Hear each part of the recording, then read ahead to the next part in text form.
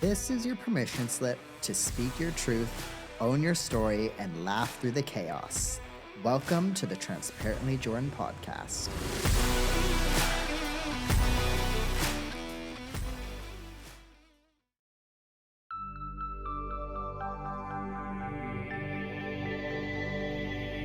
This is Radiant Voices Media. Hey team, and welcome to another episode. Today we are going there. We are talking about Izak Rankine.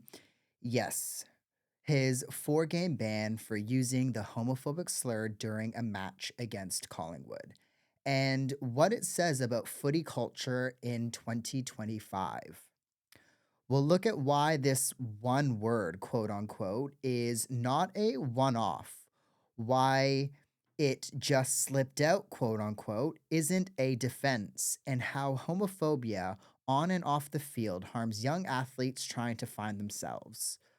We'll also talk about what needs to change and how we can be part of that change. Here are the facts.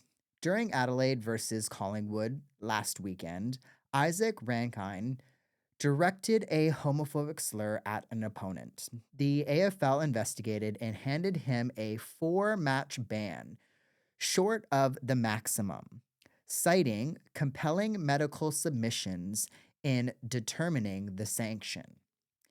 Adelaide's season got a gut punch. Rankine is elite, and they're in this finals contention. Now, this isn't isolated. He is the 6th AFL listed player suspended for similar conducts in the past 16 months. Let that sink in. Yes, there's a debate over whether the penalty was too harsh or not harsh enough. Some commentary framed it as red mist moment, provoked in the heat of a battle. But here's my position. Pressure squeezes out what's already inside. High stakes don't invent new vocabulary, they unmask it. Let's tackle this argument head on. It was a slip, quote unquote. Language is learned, rehearsed, normalized, especially the words we reach for in anger. A slur is not a random static. It's a shortcut to dehumanize. If it's in your tongue at full speed, it's part of your day-to-day vocabulary. Even the AFL acknowledges this behavior is offensive, hurtful, and highly inappropriate, and yet it keeps on happening. There, as of today, has not been an openly gay AFL player, and it is still 2025. Let's zoom out to the bigger picture. There has never been an openly gay or bi man to play in the AFL, past or present. Men have come out after they have retired from the AFL, but not during their time in the AFL. In 2025, the AFL remains the only major professional men's league where that's true. That's not a statistical fluke, that's culture. Compare that with other codes and contexts. In soccer, Josh Cavallo recently came out in 2021 and still reports daily death threats years later. This is proof that be yourself is not yet a protective shield in men's sport, but also proof that visibility matters and saves lives. In league, Ian Roberts came out in 1995, historic, courageous, and paid the price in abuse and violence. Progress is real, and hostility is too. What homophobia costs, this whole quote unquote, it's just words, is the laziest lie in sport. The data is clear. Homophobic environments drive people out of sport and harm mental health. Let's go through some statistics. Large scale studies in Australia show more than half of the LGBTQIA plus young people have witnessed discrimination in community sport. Many experience it personally, corroding belonging and pushing them out of the sport entirely. Research found individuals at nearly half of Australian clubs still believe that homosexuality is wrong or unnatural. More than half of men at non Pride Cup clubs reported being targeted by homophobic slurs in the previous year. Out on the fields reported that 22% of gay men decided not to play team sport, with many citing fear of discrimination and negative experiences. Language on Saturday bleeds into Monday. A slur yelled at a 50-meter arc is the same slur a 14-year-old hears 3 change rooms over. That kid doesn't just hear an insult, they hear a verdict. You don't belong.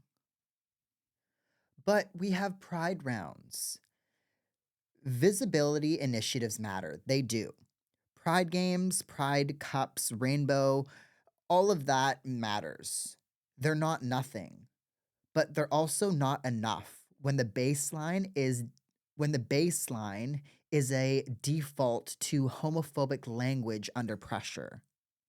Swinburne's 2024 work at the Pride in Sport guidance tabled this year that both underline the gap between optics and lived experience stated that 53% of survey respondents witnessed homophobia. 40% experienced it personally. Education must be ongoing, policies enforced properly, and leadership vocal. Now, there's this persistent myth still that pro sport and pro locker rooms aren't like that anymore. Some athletes insist homophobia drops away at the athlete level. But this recent AFL suspension and the recent tally that has been coming up over the last 16 months says otherwise. 6 suspensions in 16 months is not a myth, it's a measure. If words still fly in the heat, the culture isn't cooled. Also, the bar cannot be we only say it when we're mad. If the only time you reveal contempt is when you're losing your temper, you're still revealing contempt. This is what I tell Izak Rankine. Here's what I'd say directly. You have been said to be electric to watch. It is also said that you are a leader, whether you like it or not. You are a pro athlete. There are kids and people that look up to you. That makes you a leader. Own it. Don't hide behind this red mist. Don't center your punishment. Center the people that you've harmed, including the kids who heard their humanity turned into a punchline. Do the education, sit in the rooms you can't control, support the Pride Cup and the community outreach, and use your platform to repair. When you return, be the player who provides that accountability that can fuel growth. Reports have said that you've taken a leave overseas to reset. I've reached out to you to come on this podcast, to meet me here in the studio. Haven't gotten a response, and I know you are away. Use this time to get the help that you need to come back better. Better for you, better for your club, and better for society. To the AFL, the no openly gay men ever stat is your scoreboard until it changes.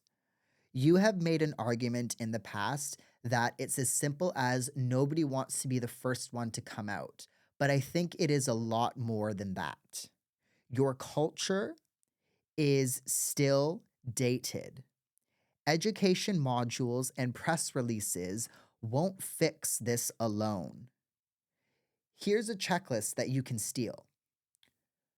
Be transparent about your sanctions with clear, escalating consequences for slurs applied consistently across clubs and players, no matter what part of the year.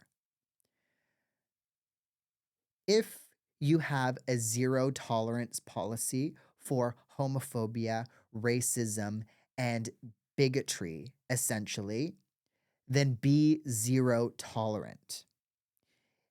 In any other workplace, if an employee used a slur like this player did, they would have been removed from the workplace. At the end of the day, everybody in the workplace is replaceable. Australia is a very talented country. There are many talented footy players out there that can replace a player that uses language like that on the field. If you have a zero tolerance policy, enforce it. Step up your training. Clearly, whatever you're doing is not working. Handing out a pamphlet, showing a video is not doing what it needs to be done. Your culture is homophobic. Your culture is racist, and it needs to change. Have peer accountability structures. Leadership groups that respond in real time to incidents. No coaches looking the other way. Have safe reporting channels for players, staff, and juniors with protections against retaliation. And finally, public support for the first player or players who come out and a plan that ensures that he does not carry the burden alone. Do this not to look good, but because you have thousands and thousands of young athletes watching you decide whether they belong. If you're a coach, a captain, a parent, your words build the walls of the team room. Make them safe, correct slurs in that moment, and praise allyship like you praise pressure acts. If you're a fan, call it out in the stands and online. If you're a young queer athlete listening, this sport owes you a place. Any sport owes you a place. You do not have to shrink to fit in. Find a team that proves it, and if you can't, build one. Resources and helplines are in the show notes. You're not alone.